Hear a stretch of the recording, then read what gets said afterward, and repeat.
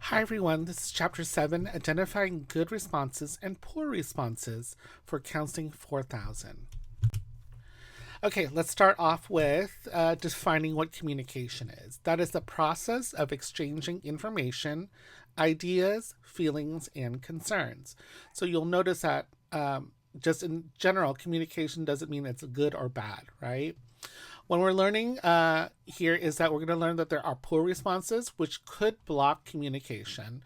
And then good responses are ones that will encourage people to talk and feel comfortable doing so. Okay.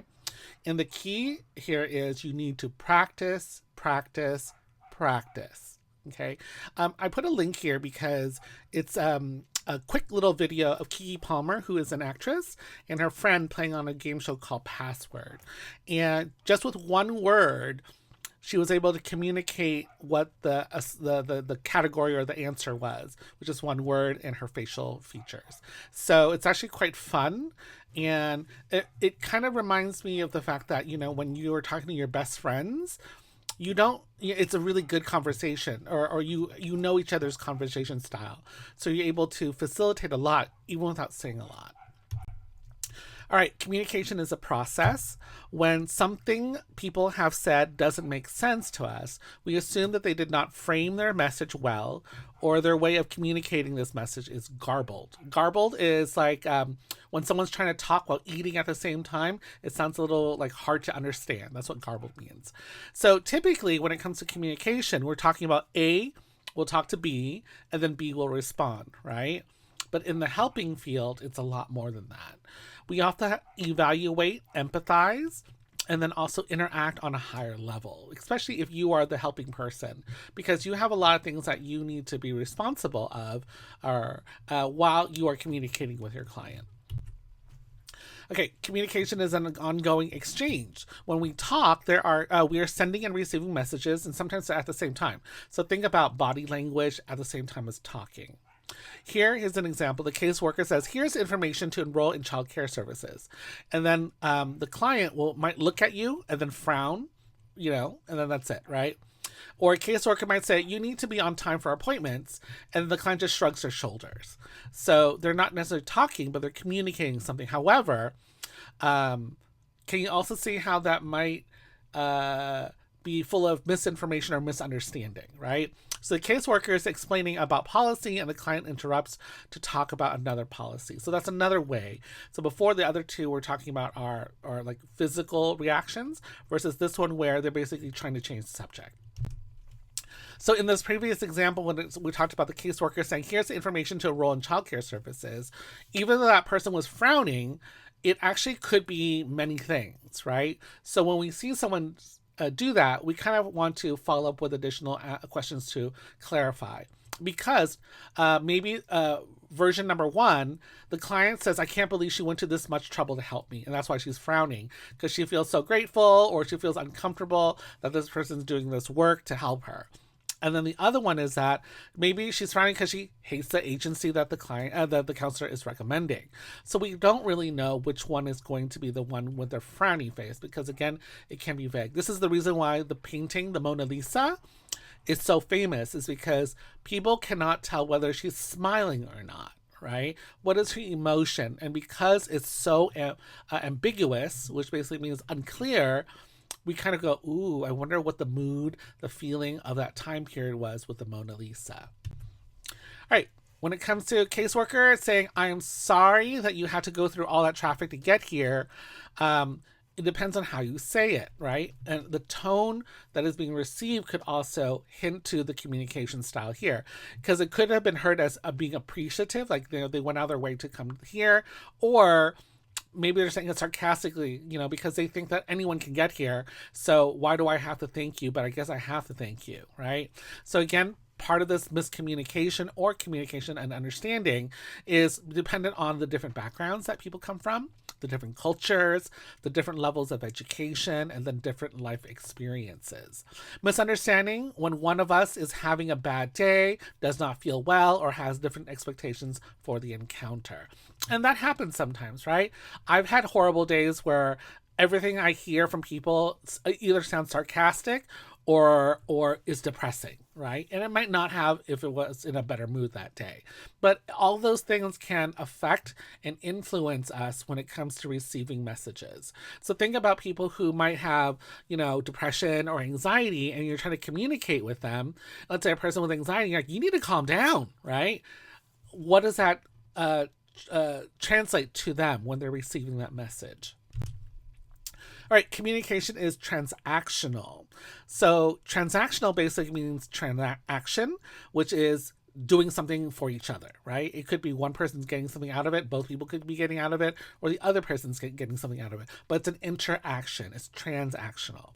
So communication is a dynamic process. Dynamic is just a fancy word for moving in different ways. You don't know. This is why comic book superheroes are always called dynamic, because they can fly, they can run, they can like dig holes, they can do all these things that are like moving everywhere, and we don't know. So dynamic tends to mean like, anywhere is possible. So communication is a dynamic process that the participants create through their interactions with one another.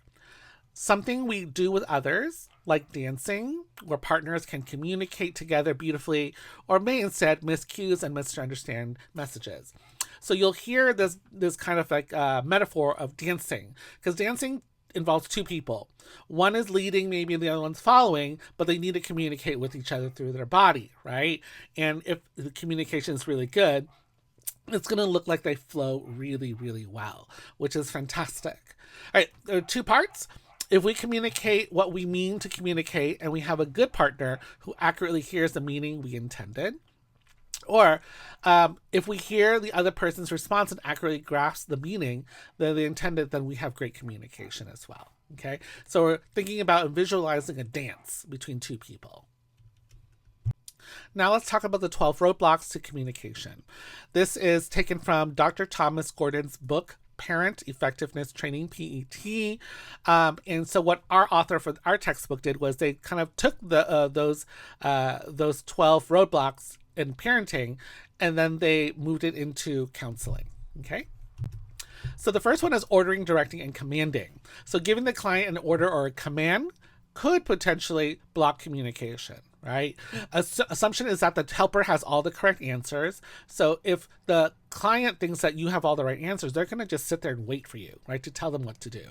There's no dialogue or collaboration. And again, if we think about the whole point about caseworkers or counseling or the helping field is to talk to each other. So here's an example, or here are a couple of examples. Go right back over to the courthouse and get those forms. Look, just go over there and apply for the job. Leave your house and come right down to the office. And I don't care what anyone tells you, you have to go see that lawyer. All right, now let's talk about warning, admonishing, and threatening. Just let you know, admonishing is another word for kind of like scolding, okay?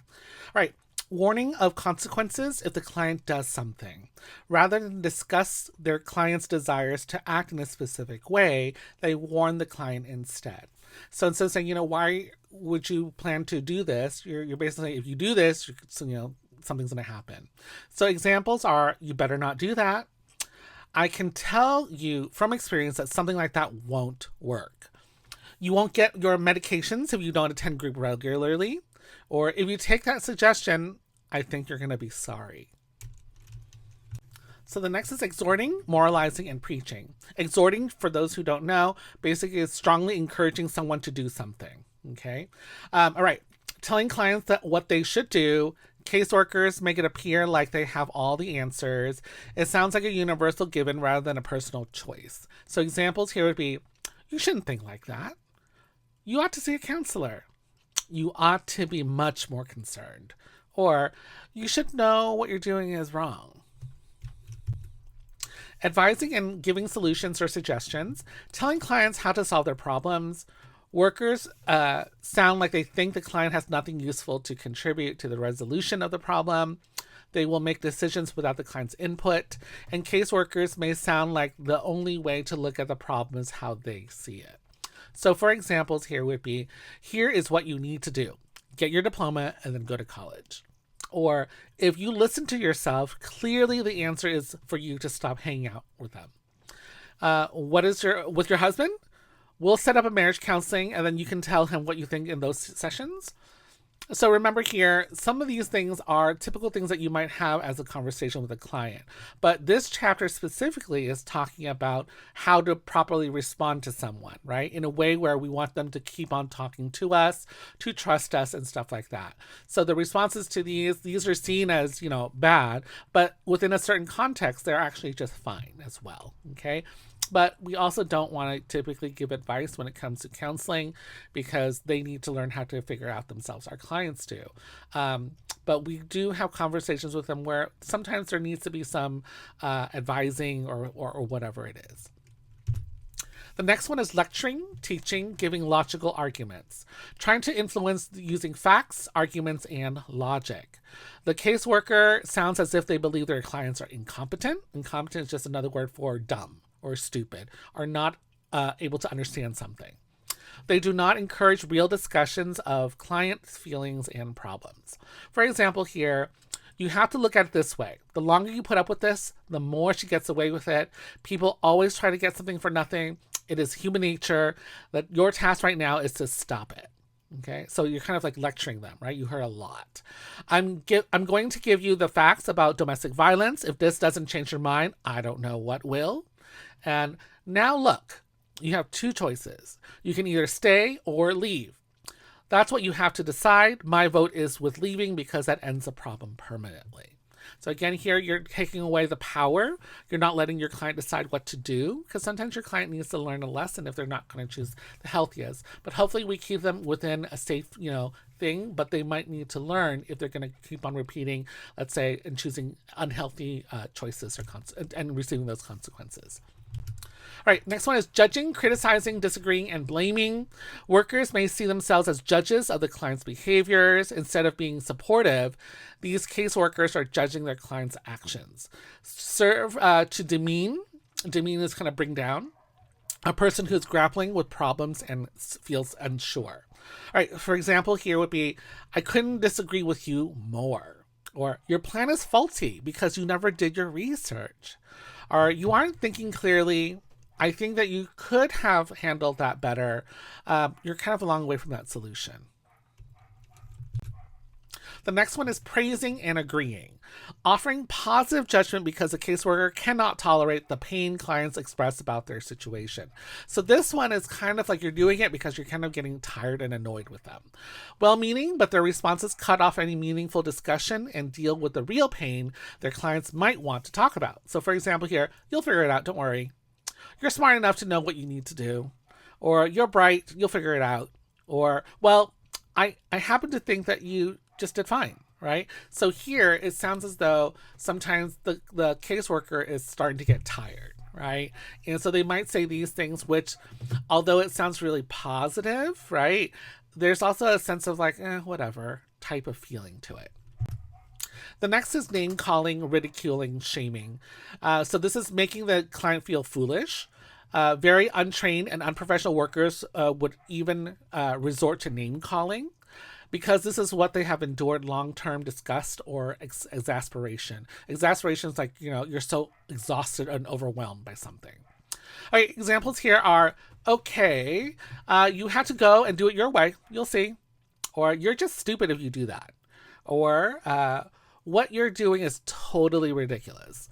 Or so be a fool. It won't get you anywhere. Yeah. So again, we're kind of shaming them, ridiculing them, or making fun of them.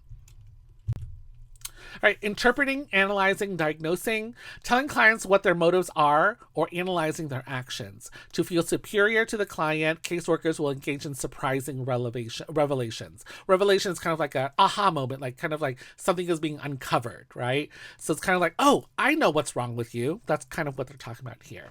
Workers are informing clients of their motives and underlying intentions as though their clients lack self-awareness. So when you treat them like this, it's as though you're saying that your clients don't understand how to realize who they are, right? And typically they do. Every once in a while, for certain people, we might, discover something.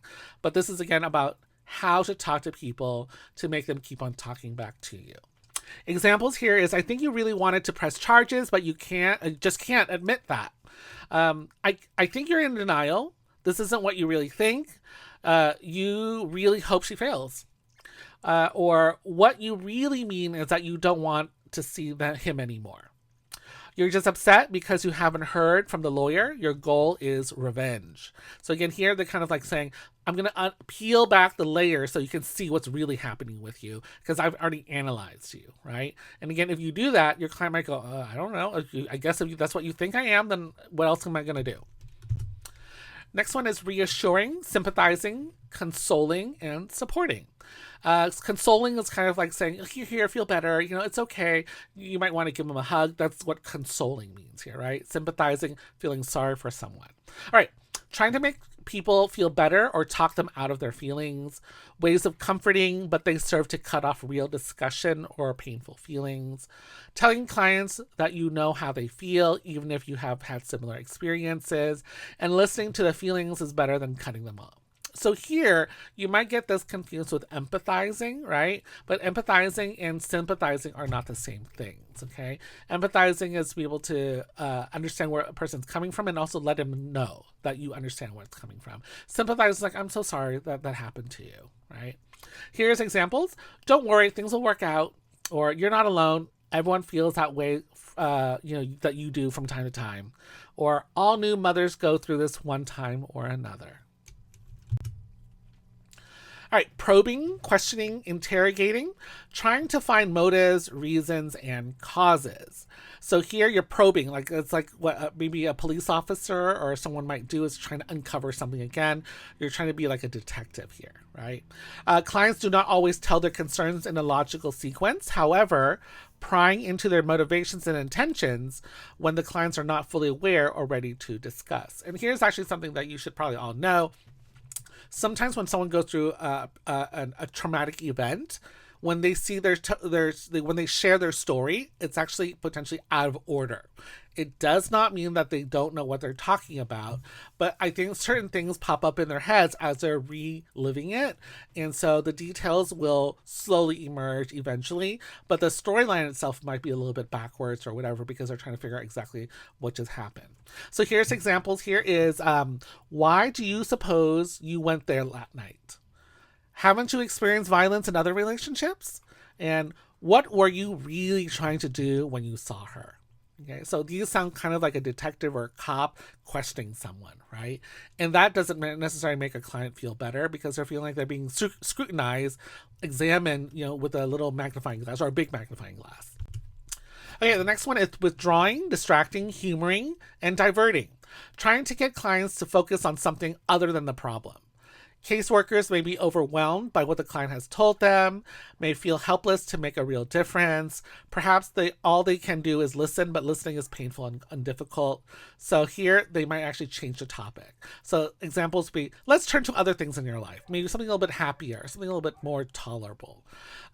Or you're upset, why don't we just talk about your cat? Or just forget about it, right? So these are times when people will try to do this to distract you because they themselves do not want to have a conversation about it. But again, we're talking about the helping field and counseling. You're the helping professional, so you actually do have to deal with all this stuff. So you're going to need to not use these words in this type of context. The next one is using the phrase, I understand. All right, it is tempting to want to comfort people who are upset with the phrase, I understand. I understand how you feel. I understand how you feel. That happened to me once. And the reason why is when you say that, it can sound trite. Trite is just another word for not important, kind of silly, not important, basically, is what it is. Most of us can never fully understand exactly how a client feels. And that's true, right? We all experience things differently. Even if we're both experiencing the same thing at the same time, you might interpret it a little bit different than me, right? So we want to acknowledge that part. I understand, but in addition to not fully understanding, the but in the phrase tends to negate the person's very real feelings and push the worker's perspective instead. So again, we don't want the focus to be on the counselor or the helper. We want to have the focus on the client. So those are the 12 roadblocks. Now let's start talking about ways to start responding to feelings. Okay, so these are now kind of like the good stuff. Like, how do we respond properly? When people are talking to you about something that involves an emotion, it helps them to feel comfortable and understood if you can identify their feeling and say it back to them. And that's what empathy is, right? Is to be able to understand what they're telling you about so you can sort of be in their shoes, but you can also let them know that you know by saying the sentence to communicate it back to them.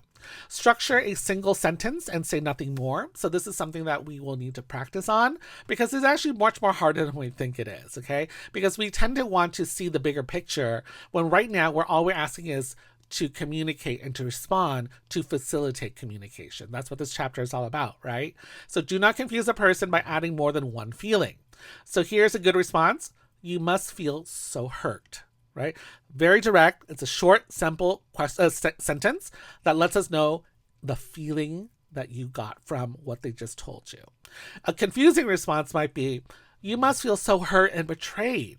And the reason why is because those are two very different meanings. So it's less precise and somewhat confusing. What happens if they felt hurt, but they did not feel betrayed? Or whether they feel betrayed, but they didn't feel hurt, right? So now the client has to go, well, sort of, but not really, or whatever. And then it becomes not clear. So instead, you might just want to say, you must feel so hurt, right? So choose one. Try not to do a bunch and cover a bunch at one time, because that means that you're not able to be there with them in that active listening and hear that one emotion that they're talking about at that moment.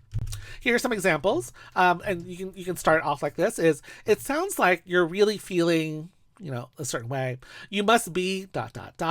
You must feel so ... That must have been so. And then again, remember, we're putting feelings in emotion after these words, right? From what you're hearing. That must be, or it sounds like you felt. Okay, the next one is ways to start responding to content.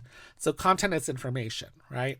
When you want to indicate you heard accurately by responding to the content of what someone has said, you confirm that you are hearing what the person has told you and confirm to the person how important the details are to you. So now you might say something like, right now you want to ...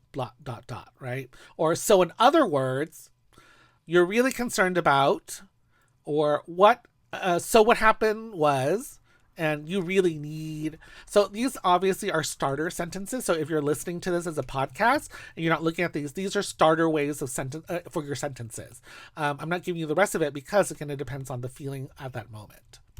Now let's talk about how to start a closed question or a closed-ended question. There are times when you need specific information. So this is times where you don't want like a long-winded story. You just need something that requires like a one single answer or a phrase. So examples would be like such as, what is your address? And then you just say their address, right? Who is this person that you are with right now? And then you can say, my mom, right? Or something like that. So therefore, these are much more like one-worded, one-phrase responses. Ways to start an open question or an open-ended question. So the opposite of a closed-ended question or closed question was, the closed-ended was a short one, so this one's a bit longer. I always tell students, like, visualize like a paragraph coming out of a person's mouth as opposed to like a 1 or 2 word response.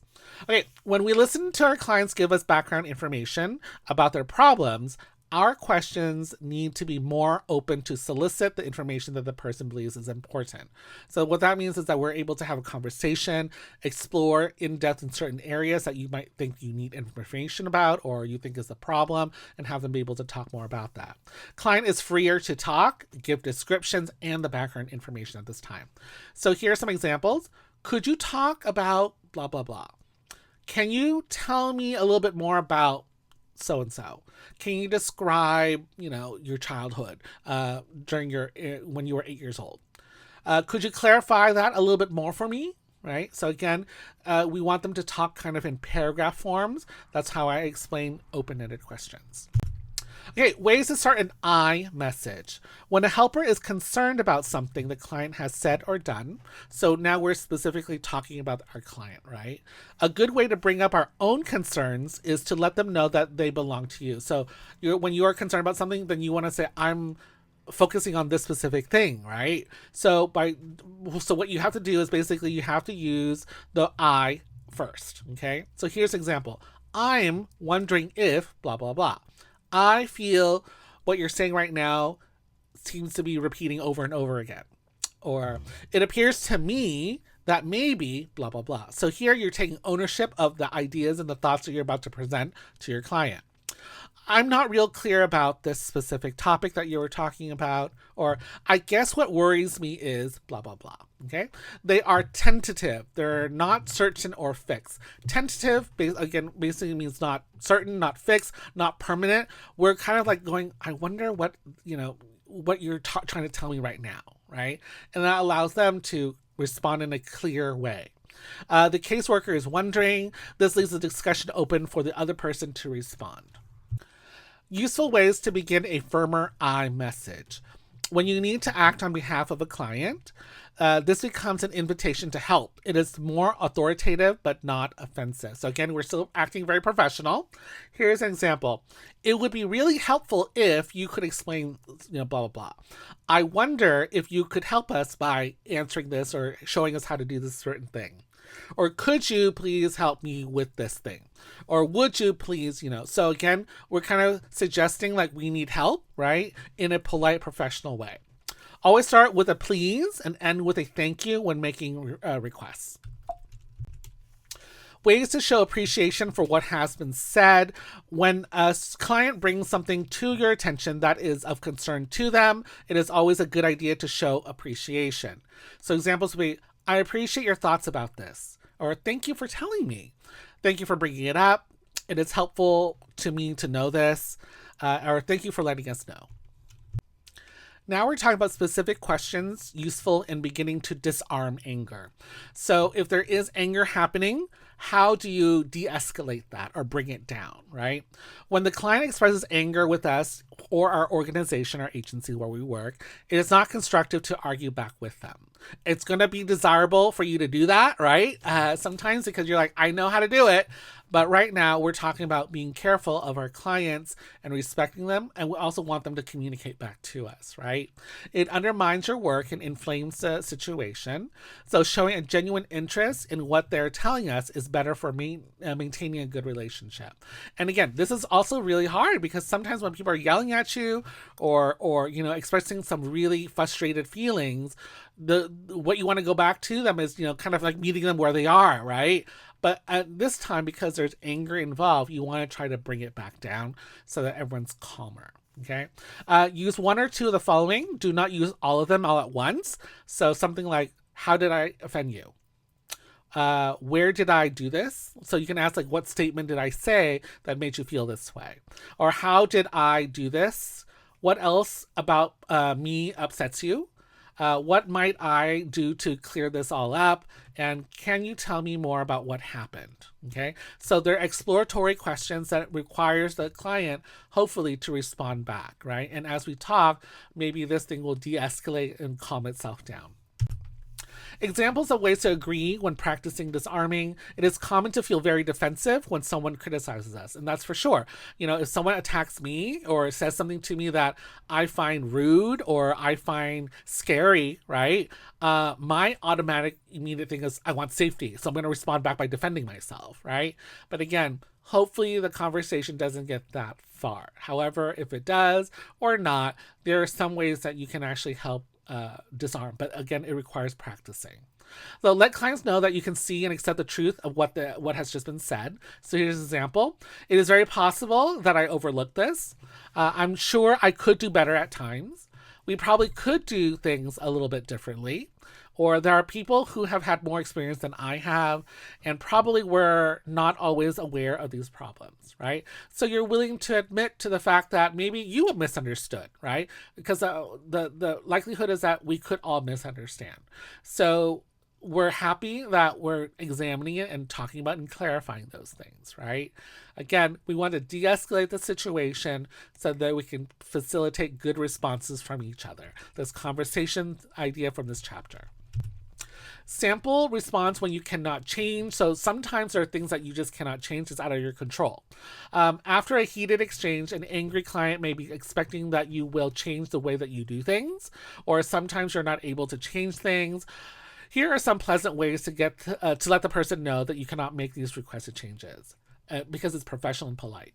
Right now, we need to continue as we have, but you bringing this up was helpful, and we appreciate your suggestion. Right. And obviously you have to say this in a way that sounds like you and that you're not faking it sounding. Right. I understand your point. we're going to have to continue this way for now, but it will be helpful to hear your concerns, or it was helpful to hear your concerns for sure, because sometimes you do not know if you're able to change what the client is requesting, but it's good to know so that maybe we can bring it up at the next meeting with our staff so that we can address these things that your client is not so happy about. And, oftentimes a change doesn't really hurt anyone. You might go out of your way for a little bit because it's new, but after a while it becomes part of just your regular, responses and stuff like that. Sample response when you find that you can compromise. And compromise is basically making a deal, right? And typically with compromises, not everyone gets everything that they want. Both sides gives up a little bit, but both sides also wins at the same time, that we're hoping anyways. Okay, when a request from a client can be made. So example is, I think you have a good ideas, and these are some ways that we can solve this problem. Or, thanks for giving us some new ways to look at this. I think it was helpful, right?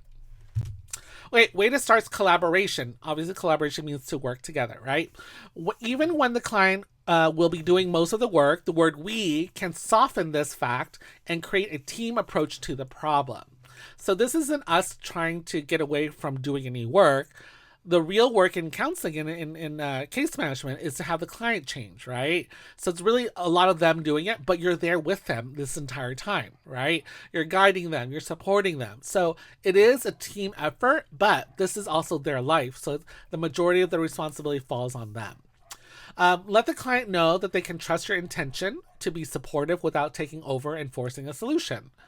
It prevents you from giving the impression that you feel superior and that you feel that you see the client as being helpless and inadequate. So when you do this, you're saying we're a team. It's not about blaming a person or whatever, or getting all of the credit or anything like that. But we were saying, let's work on it as a team, but we definitely recognize that you are the one doing it because this is what your goals are. Here are some examples. Maybe we can, or we could, do a certain thing, or perhaps we can, and then, work on something together. Let's look at this together. Look at your options. Let's see what we can find out about this, or why don't we try this thing, or can we, or could we do something like this? Okay. Ways to involve the client in collaboration. Sometimes clients do not participate. It could be cultural. It could be just that person. You make a suggestion and then they will go along with it, and the client is not collaborating in their own problems. So what happens here is you're providing them with something.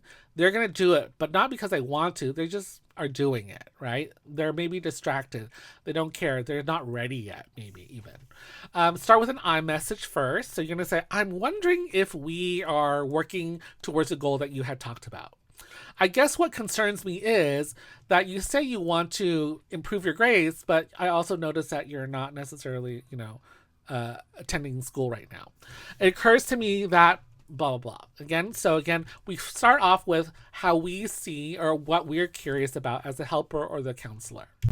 And then we finish with a question or comment that invites the collaboration. So we might say after all that, we say, well, what do you think? Or what thoughts have you had? You probably have some ideas as well, but it might be important to me to know how you see it.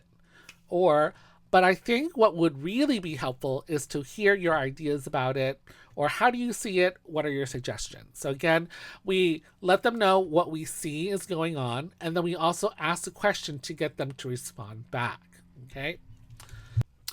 Let's talk about false praise versus positive feedback. It is fine to give people positive feedback, but not to say something that contains no information clients can use in the future when they encounter difficulties.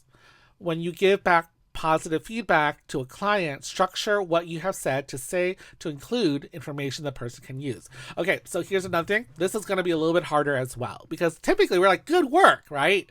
But instead, what we're asking here is good work, and then actually follow up with dissecting what they did, so that we can, again, give them an opportunity to remind them of what to do the next time this happens again, because we've praised them, but we also showed them or re-explained it to them so they have a chance to visualize it again to make it more permanent, let's say, in their memory. So an example would be, suppose a client worked on and solved a tax problem. Rather than just praise, point out information that the client can use in the future. So so a bad script is, see how smart you are, right? And that's what we all would do first, right? Instead, we might say something like, I thought you handled the people at the tax office really well. You asked the right questions and you didn't get flustered. And I think that really helped to resolve the problem. Okay, so honestly, both of these things are good responses for us as human beings, right? But we are also service providers or counselors or therapists or whatever it is. So see how smart you are.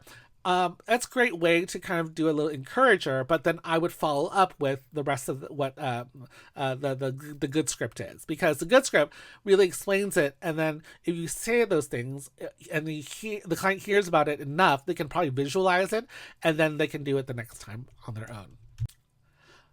Now let's look at example number 2. So a bad script would be, good for you, you're still sober. And of course, that's great as a praise, but it doesn't really facilitate a conversation back, right? What else can that person say besides thank you, right? So here in a good script, it might be, I think it has taken real determination for you to stay sober this long.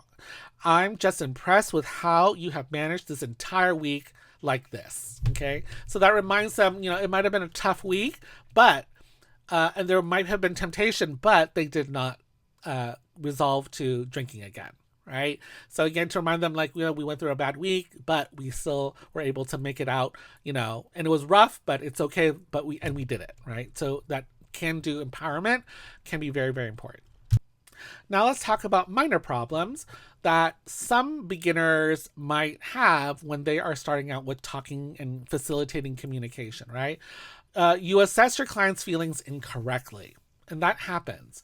The client will correct you, and this is good. It allows people to make you aware of what they are really feeling and thinking, bringing you much greater clarity. Obviously, we're hoping that you do active listening and you are able to comprehend. But sometimes, even when we're talking in class, sometimes I misunderstand something or I'm not sure. So I always repeat, I'm like, what do you mean by this? Can you explain to me in another way? Or how are you feeling when you were saying that or feeling or going through that? So that we can then have them correct us, right? The second minor problem is your mind wanders. Okay, so kind of like maybe you're distracted, you're bored with your client. That can potentially do happen. You may be distracted. Body language. So this is what they're saying is try to maintain professional body language, which is professional posture, which is kind of leaning forward a little bit, open body stance. Basically, that means do not cross your hands over your chest. And this may keep them from happening, because if you're doing that body language and you're not allowing yourself to look at your phone or whatever, you're not likely to make that mistake, right? And because this is a minor problem. It's not a big deal. If you drift in and out every once in a while, it happens to everyone. Sometimes your clients are going to go off on tangents and you're like, I don't know what's going on. I'm trying to verbally track, but maybe this is the time for me to get back on track again, right? And then you're going to interrupt them and then say, hey, let's go back to this other situation. Then we can come back and talk about this later on. All right, major problems. So major problems are you cannot wait to pass judgment. Again, typically we do this on a normal everyday basis, right? However, when we're being professionals in this field, we should not jump to conclusions. Okay. Rather than listening, these workers are preoccupied with what they plan to say in response. So you're not actively listening. This is an unprofessional listening. Okay. So again, you need to learn how to clear out your mind when your client starts talking to you. You ignore your client's feelings when the worker focuses on the content and never hears the meaning the situation has for the client. So here we start to see the word content and then feeling, okay, or the meaning. So those are two different things. The content is the information, but also how are they feeling about the information that they're responding to or telling you about. Fail to practice empathy, and then always find an opportunity to give feedback to the client on what that person must be feeling. So here is empathy. This is what we're saying here is that it is harder than you think, and you need to practice this. The next one is you cannot wait to offer the solution to give advice. You lose opportunity to establish rapport and understanding. This is something that I actually do see with some of our interns when they first start out, is they're like, oh my gosh, this is taking forever. My client just does not get it. And part of that potentially is you're not communicating with them in a constructive way for them to be forced into thinking about how to solve this problem, right? So instead, you're going to just tell them what to do because it's faster so that you can move on to the next thing. But sometimes you need to meet your client where they are at, right? And that might be a slow start, but it's okay. This is a journey, this is a destination, and it should not be rushed. All right, for here, the example for a good script would be, you must have found that so painful. Again, we're establishing that feeling. You're showing empathy right here, right? A bad script would be, well, you'll need to see a lawyer about this. Here's one that I recommend. Okay, you're already trying to solve a problem, but we haven't dealt with the fact that they need a lawyer for whatever reason. Yeah. All right, and the last one is, you feel an overwhelming need to get to the bottom of the problem and solve it. Sometimes a client is expecting you to solve the problem. And yeah, some of your clients are, because they're going to say, I paid $175. You better tell me what to do, right? You're the trained one. But that's not the point of counseling, right? Or the helping field. The helping field is to learn how to help yourself. And the caseworker, the therapist, the counselor is there to offer methods that you can use or techniques that you can use to solve these things. All right, you've been asking a lot of close-ended questions, such as, did you ask your aunt about it? Did she tell you where your cousin is? Did you try to reach your cousin? Is there a reason your cousin didn't call you directly? Where do you think your cousin is, right? So the very kind of detective police questioning is very much of an interrogation. A good script would be, tell me more about your cousin's leaving. You must be worried about your cousin, and what do you think would be the best solution here? Right? Because typically they know what their barriers are and stuff like that, what they're willing to and what they're not willing to do by the way that they're sharing. All right, that is it for this chapter. Bye-bye.